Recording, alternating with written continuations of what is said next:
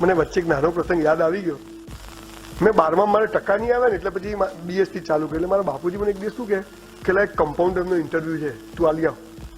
આપણી એક જ ટેગ લાઈન હતી કે ભીખ માગીશ પણ નોકરી નહીં કરું.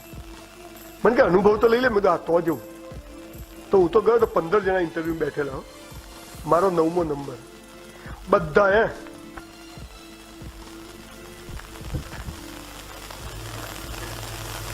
હું આ બધી નોટો દેખીને હસું બેઠો.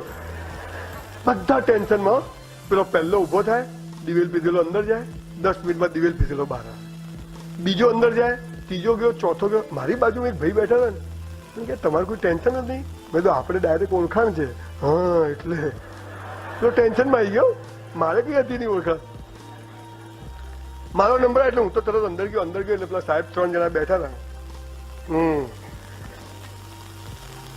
ક્યાંથી આયા? મેં તો તમે આયા ત્યાંથી વળી. શું કહો છો તમે? શું ક્યાંથી આવ્યા?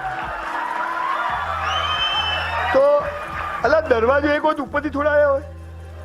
તમને ના લેવા હોય એટલે સાલા ફાલતુ સવાલ પૂછે. અને ફાલતુ સવાલ પૂછે ને તો સાલાની આપણે જ ખેંચી કાઢવાની. પછી કેટલા પગથિયા ચડીને આવ્યા? સાલું આખો ધોવાના કમ્પાઉન્ડરનો ઇન્ટરવ્યુ પગથિયા શું લેવા દેવા? મેં કીધું 300. મને કે 3 જ છે ને. તો મેં પૂછો શું કરવા? મને શું કે ખબર, તમારા જેવા લોકો સમાજ માટે કલંક છે. મેં સાહેબ વધારે પડતું બોલો નહીં, ફાઇલ પાછી આલો, હું ઘેર છું. તો કે આયા શું કરવા? મેં તો આ તો મારા બાપા કે અનુભવ લઈ લે એટલે આવ્યો. હમણાં હું મારી પાલનપુરની ઓફિસમાં મારી ગાડી પાર્ક કરી, ડ્રાઈવર આ બાજુ ઉતરે, હું આ બાજુ. એટલે હું આ બાજુથી ઉતરીને આમ જતો હતો ને પેલા જેને મારો ઇન્ટરવ્યુ લીધો હતો ને સાહેબ 30 વર્ષ પહેલા, એ મને કે સ્કૂટર હો બજાજ સુપર એમના પાસે. મને દેખ્યો, મને કહેલા શું કરે? મેં સાહેબ હીરા ઘસું. આ તું નક્કામાં હતો એમ બી. હજી એ તો નશામાં જ ફરે છો. તમને લોકો ડિપ્રેસ કરશે, હતાશ કરશે, પણ હિંમત નહીં હારવાની. Yes, I am the best creation of God. કોઈ કેમ કે તું ડોવો છે, મનમાં કહે સારા તું ડોવો છે. વાતો નોટ જોરદાર છે બોસ. પછી હું ફાઇલ લઈને બહાર આવ્યો ને, હજી સ્ટોરી હવે છે. તો હું જેવો બહાર આવ્યો એટલે પેલા ભાઈ કે શું થયું? મેં તું પાસ.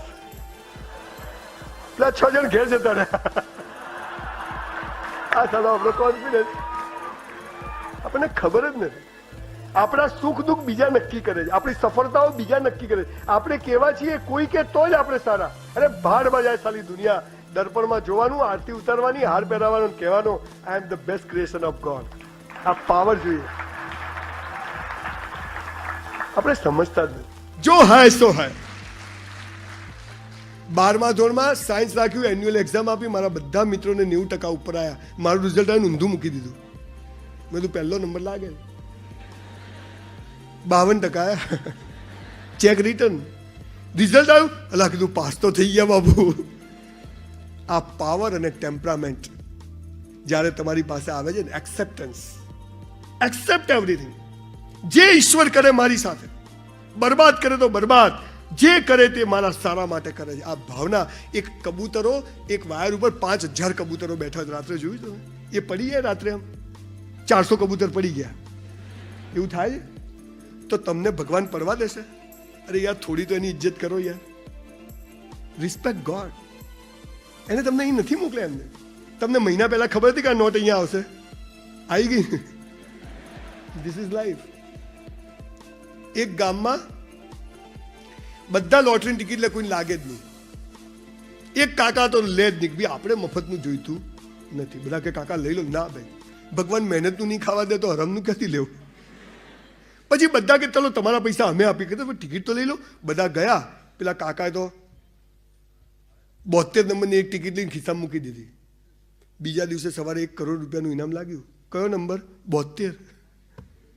બધા ભેગા થયા. કાકા તમારી સફળતાનું રહસ્ય બતાવો. કાકા કે ના કહેવાય. આ મારા બેટા જે સફળ થઈ જાય ને એ પછી હવામાં ઉડવા માર્યો. એમાં ભાઈ એવું છે ને, ફિલોસોફીઓ માર્યો. પછી કાકાને અહીંયા સ્ટેજ પર હેમુ ગઢવી હોલમાં બોલાયા, હાર બાર પહેરાયો, સાલ બાલ ઓઢાડી.